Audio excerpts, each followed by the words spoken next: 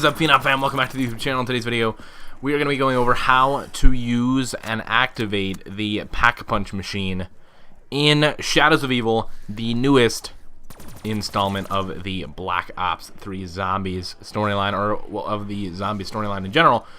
So, let's get straight into it here, guys. We are going to...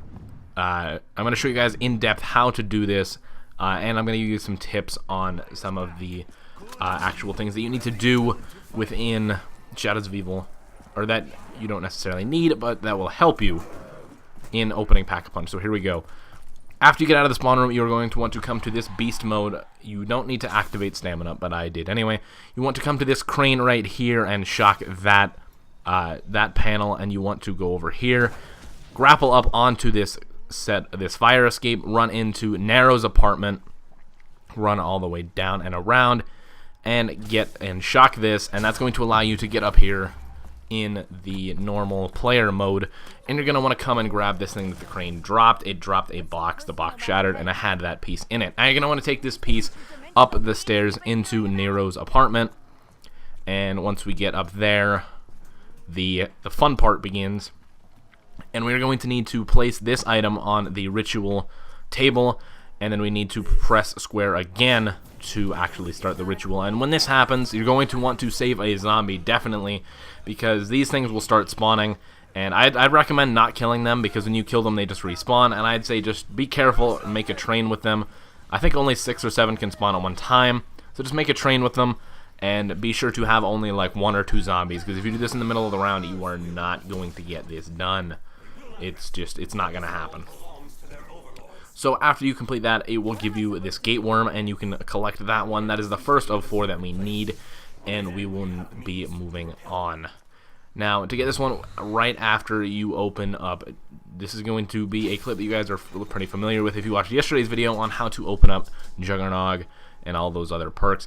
You come up here and you jump, you use that ramp to jump over here, you smack that off of the ledge, and we are going to go pick that up right now. There we go. And we're going to pick that piece up, and we are going to these things are going to spawn in to try to wreck us, and we're just going to wreck them with the Bloodhound a little bit.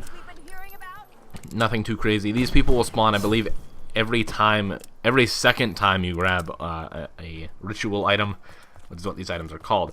Now, leading in from spawn, I just wanted to show you guys how to get here from spawn.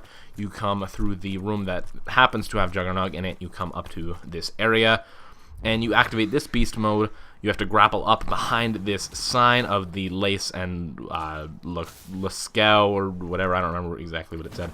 But then you want to grapple over here. Actually, you don't need to grapple over here. I lied. But you just need to grapple up the Lace and Burlesque, and you need to shock the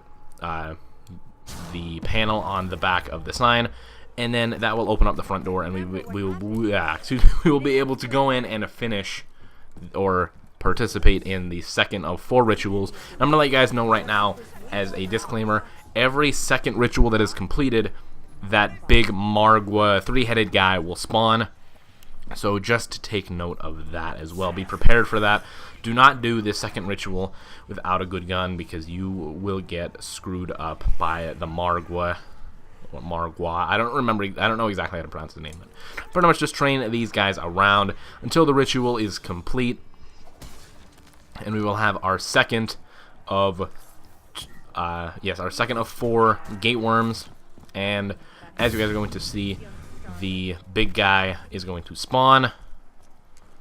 He followed me all the way back here, and we're just going to kill him off pretty quick. This video will also show you guys how to kill the Margwa. I'm going to do that in a separate video just so that people can find it better. But basically, you just got to shoot off his 3 heads, but he only takes damage to his heads when his mouths are open, and you can see like his glowing like whatever. And that's basically all you need to do to kill the big guy. We are going to finish him off along with his little flying friend in about right now. There we go.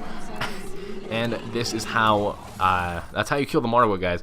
But to get this one, you are going to want to come into where we found Speed Cola in yesterday's video. And you pretty much come up here, up to this beast mode, and you want to activate it. And then you want to look, it took me a little bit to find it, that grapple spot right there. You want to go to that left one right there, grapple over to it, knock this box off the ledge, and then we will go and pick it up right now. And you want to come down here, and I missed it the first time, but you grab the championship belt, and then these guys will spawn again, but it doesn't matter. And then to get to the boxing ring, you go up these stairs, activate the beast mode.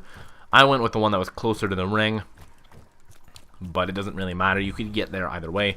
Then you just go down these steps and smack open the door, and then you go inside the boxing ring, start the ritual, and just like every other time, we are going to train the zombies around, or not the zombies, these, what, I don't know exactly what they're called, but these flying ghost thingies, I don't really know what to call them.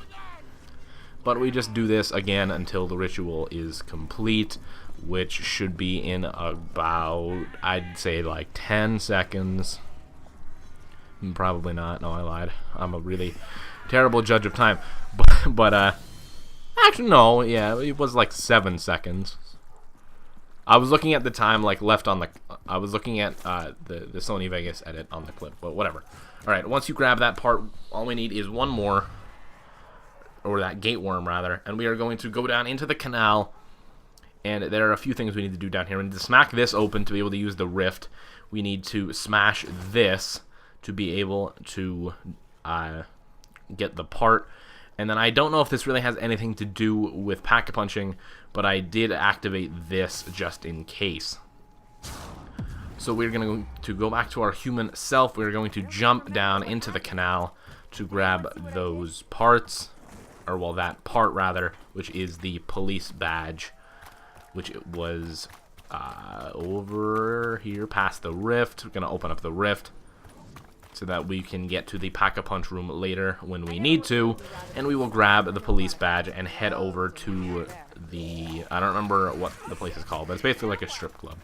That's where we're going to head to get the last ritual done, and make sure when you're doing this, don't accidentally kill the last zombie.